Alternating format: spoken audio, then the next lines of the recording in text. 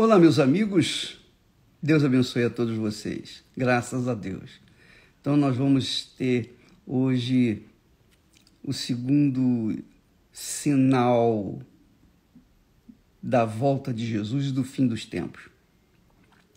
Não se esqueça que ontem nós falamos sobre o versículo 24, capítulo 24, versículo 5 de Mateus, quando Jesus disse: acautelai-vos que ninguém vos engane, porque muitos virão em meu nome, dizendo eu sou o Cristo, e enganarão a muitos. Você sabe por que o diabo encontra facilidade de enganar as pessoas?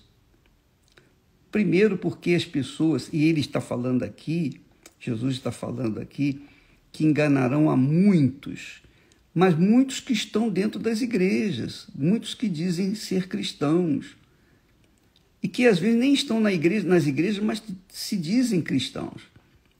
Então o diabo engana muitos cristãos. Por quê? Porque muitos cristãos usam a fé com emoção, com sentimento. Quando você usa a sua fé com o coração, é óbvio que você vai ser enganada pela sua própria fé. Você verifica, por exemplo, um exemplo claro disso. Você vai na igreja, você vem na igreja, mesmo na Igreja Universal, e você sente uma emoção, você sente um sentimento bom, agradável, você chora, você se sente muito bem. Mas depois, quando você sai, quando vai enfrentar as lutas do dia a dia, você derrete. Você se desfaz. Por quê? Porque a sua fé que você manifestou dentro da igreja não foi uma fé inteligente, mas foi uma fé emotiva. A fé inteligente, que é a fé sobrenatural, ela dá segurança para a gente, mesmo nas horas de dificuldades. E você verifica que quando Jesus estava no barquinho dormindo e veio um vendaval e sacudiu o barco, chovia, etc. E os discípulos ficaram apavorados. Por quê? Porque a fé que eles estavam esboçando em Jesus era uma fé natural, uma fé que tinha que ver para crer. Essa é a fé natural, é a fé emotiva. Eu tenho que ver para crer. É a fé emotiva. A fé sobrenatural é o contrário. Você crê para depois então ver. Não é legal isso? A fé é inteligente, minha amiga. A fé é o poder de Deus dentro de nós. A fé não é para trazer facilidade. A fé é para vencer as dificuldades, para vencer os problemas. Quando a fé é inteligente, quando a fé é sobrenatural, quando a fé vem de Deus. Daí a razão, a necessidade de as pessoas receberem o Espírito Santo, batismo com o Espírito Santo. Quando a pessoa é batizada com o Espírito Santo, quando é selada com o Espírito Santo pelo Senhor Jesus, então a fé dela não vai ser mais emotiva, mas vai ser uma fé consolidada, uma fé permanente, uma fé sólida, uma fé que vai enfrentar lutas, mas vai vencer. Então, quando Jesus fala que nos últimos tempos muitos virão dizendo eu sou o Cristo e enganarão a muitos, ele está falando aqui com respeito aos crentes, com respeito àqueles que creem em Jesus e que fundamentam a sua fé nas emoções, no coração. Então, por favor, minha amiga, tenha atenção com respeito à sua fé para que você não venha ser iludida com ela, porque a fé emotiva ilude aos montes. E como? Por exemplo, você pergunta ainda, ô bispo, como é que o diabo pode enganar a gente estando na igreja? Eu vou dizer para você, por exemplo, só a título de exemplo, o pastor é homem de Deus, está no altar, está trabalhando, o bispo, seja lá quem for, que é um oficial da igreja, está trabalhando. Mas, por alguma falta, ele caiu em tentação. Ele traiu a mulher dele. Bom, ele traiu a mulher, é óbvio que ele tem que ser afastado do altar até que ele realmente se converta ou se arrependa e mostre frutos de arrependimento para que ele possa retornar. Enquanto isso, por exemplo, na Igreja Universal, a gente pega o pastor que caiu em falta e se a gente vê que ele não caiu por falta de caráter, ele caiu por foi uma falta de atenção. Então a gente dá um trabalho para ele secular e fica observando as atitudes dele, se ele realmente está arrependido, etc, etc. Então ele vai passar pelo crivo da provação, porque se ele não for punido, ele vai tornar a fazer a mesma coisa. Então esse pastor, o que ele faz? Ele fala, não vou ficar me submetendo a outras coisas, não, eu vou sair fora. Então ele sai da igreja, pelo menos na Igreja Universal é assim, ele sai da igreja e ele funda uma nova igreja. Só que ele funda uma nova igreja cheio de mágoas, de rancores, ressentimentos. E ele vai pregar o evangelho cheio de mágoas, ressentimentos e rancores. Sabe o que vai acontecer? O que ele vai dar para as pessoas? Qual o espírito que ele vai passar para as pessoas? Nenhum. Ele vai passar para as pessoas carne. Ele vai passar para as pessoas letra, conhecimentos. Nada além disso. Então, o diabo ajuda. O diabo manda pessoas para lá, tira da igreja original e manda para lá e fica o sujeito sendo alimentado, sustentado. E então, aqueles membros que acompanharam aquele pastor, antigo pastor, o faltoso, e começam a receber o quê? Mensagens que têm só apenas e exclusivamente letra, não tem espírito. Então elas vão se tornando fracas, debilitadas, dia após dia vão caindo na fé, tal e qual o seu pastor. Então o diabo aí deita e rola. Aí vem com aquela conversa, a minha graça te basta, a minha graça te basta. Se o justo cair, não ficará caído, mas o Senhor levantará. E vem com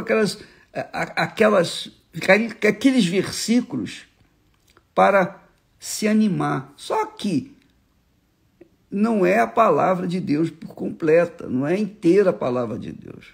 A mensagem é muito maior do que essa. Então as pessoas ficam debilitadas, enfraquecidas, enganadas,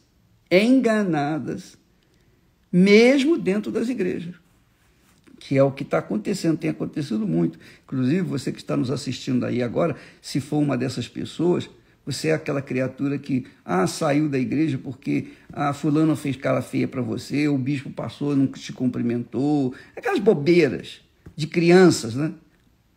Aí, minha amiga, você está perdendo o seu tempo.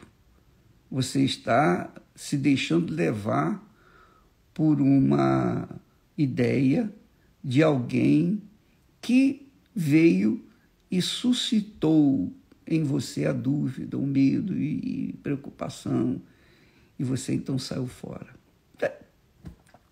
Jesus disse, muitos são chamados, poucos escolhidos. Não se esqueça disso.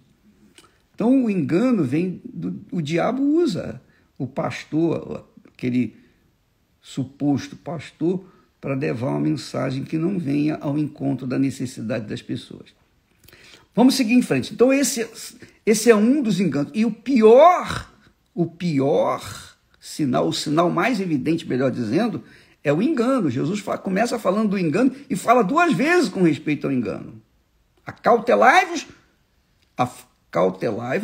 dos falsos mestres, dos falsos pastores, dos falsos profetas, porque muitos virão em meu nome e enganarão a muitos. E foi assim que começou lá no Jardim do Éden. Eva foi enganada pela serpente. Adão não. Adão caiu conscientemente, mas Eva foi enganada. Pode verificar lá.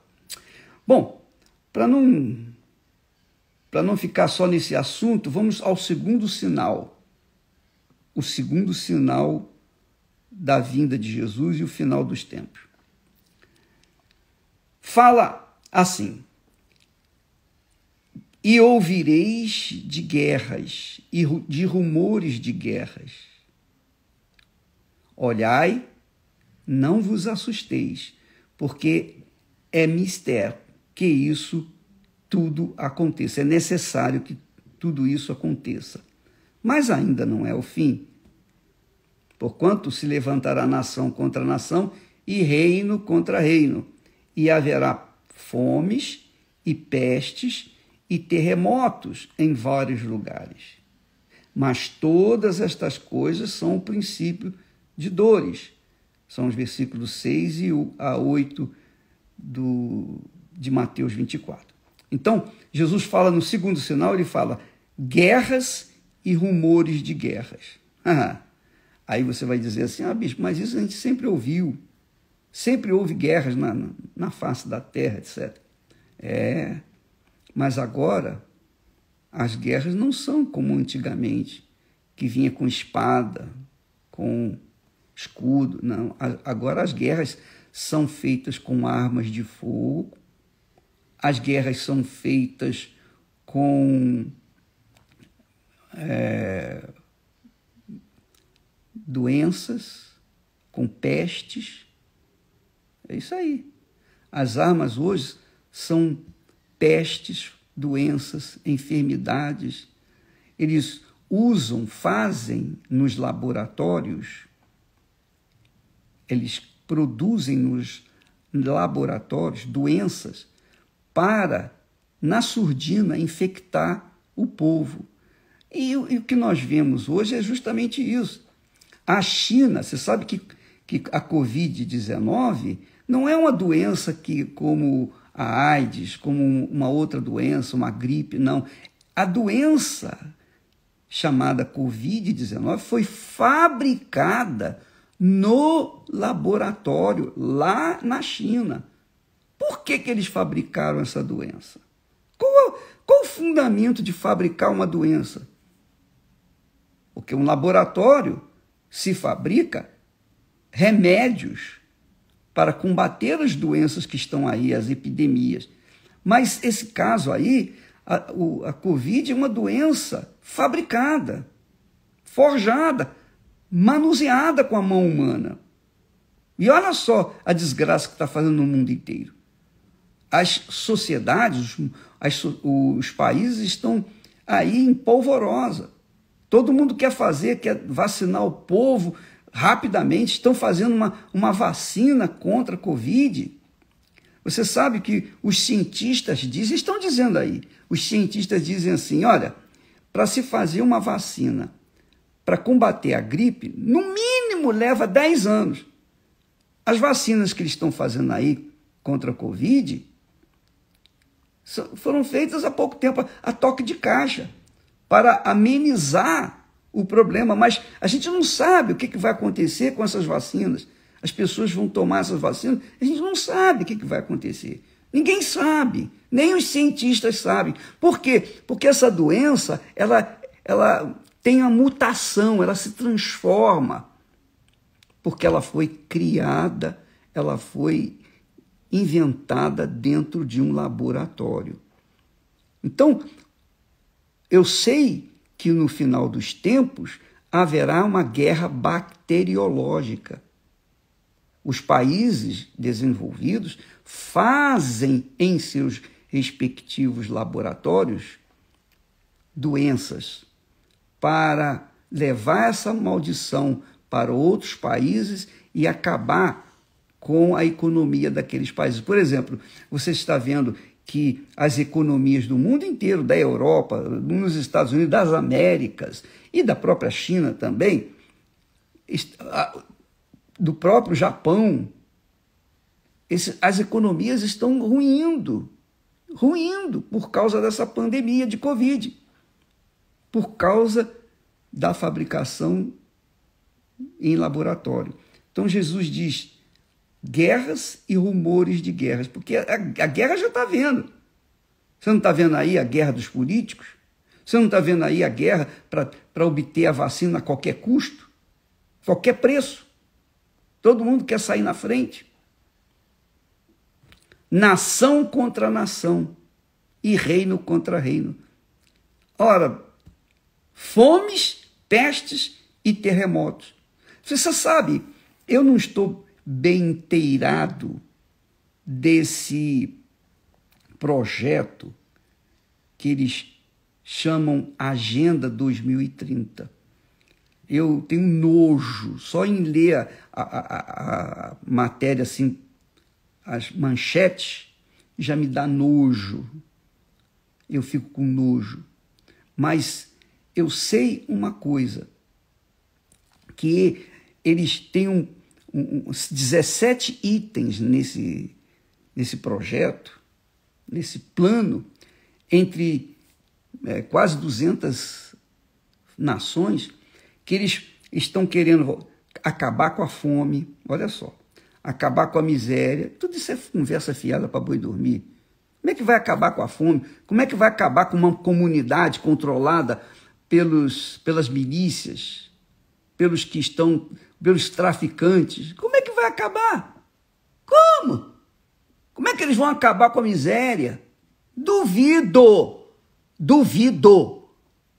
Eu desafio qualquer nação a acabar com a miséria.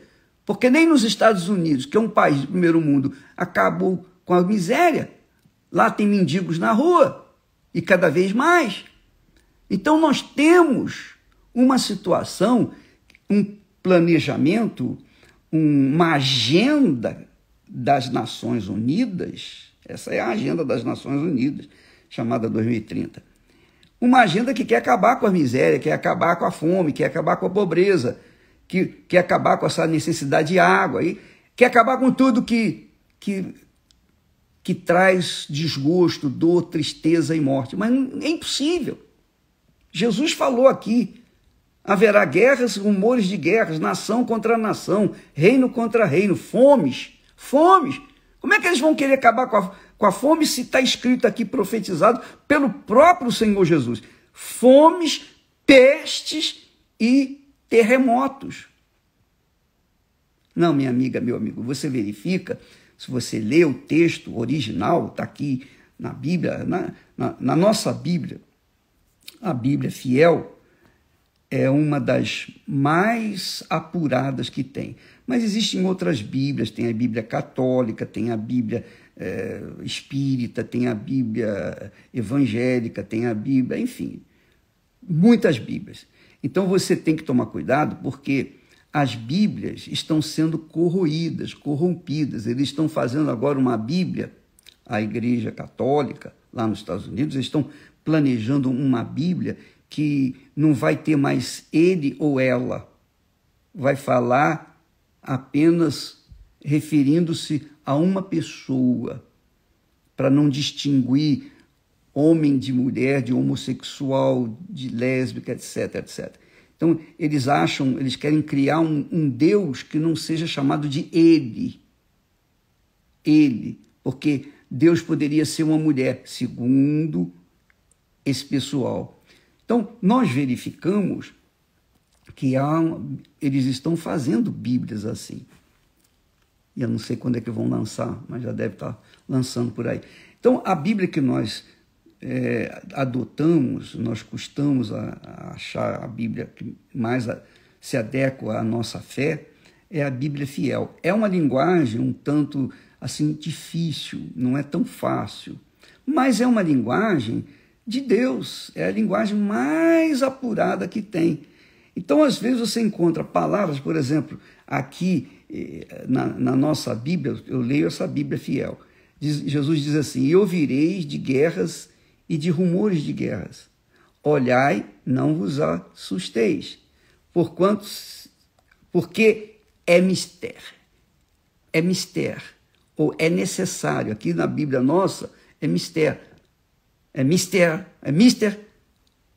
que isso tudo aconteça. Quer dizer, é necessário que isso tudo aconteça. Então, nas Bíblias mais modernas, eles botam é necessário. Quer dizer, pouco a pouco vão mudando as palavras e tirando, às vezes, do contexto. Aqui não é o caso, mas há textos aí, em outras Bíblias, que tiram completamente o contexto daquilo que está escrito, dos originais.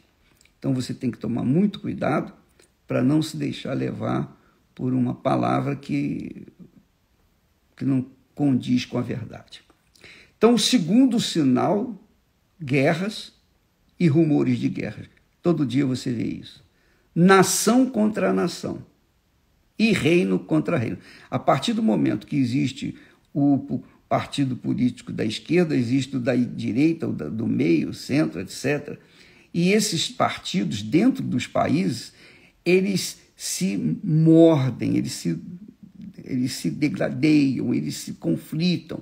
Mas não só os partidos dos países, mas nos outros países também acontece assim. Como acontece aqui no Brasil, existem outros países que fazem a mesma coisa.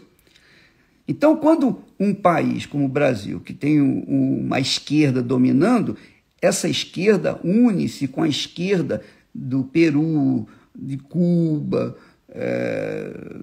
de outros países, de Venezuela e tal, e aí eles ficam unidos, as esquerdas se unem, assim como também as direitas se unem.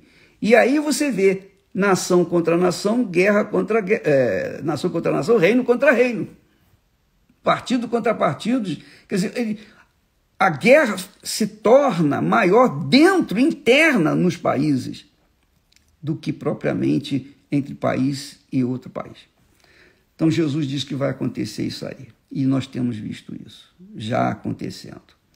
Porquanto se levantará nação contra nação e reino contra reino, e haverá fomes. Você sabia que atualmente no mundo mais de que 10% das pessoas passam fome? Mais de que 10% morrem de fome até. Muitos morrem de fome, mais de que 10%. Fomes, pestes, terremotos em vários lugares. Mas Jesus avisa também, todas estas coisas são o princípio das dores. Apenas isso. Princípio das dores. Segundo sinal. Amanhã nós falaremos sobre o terceiro sinal.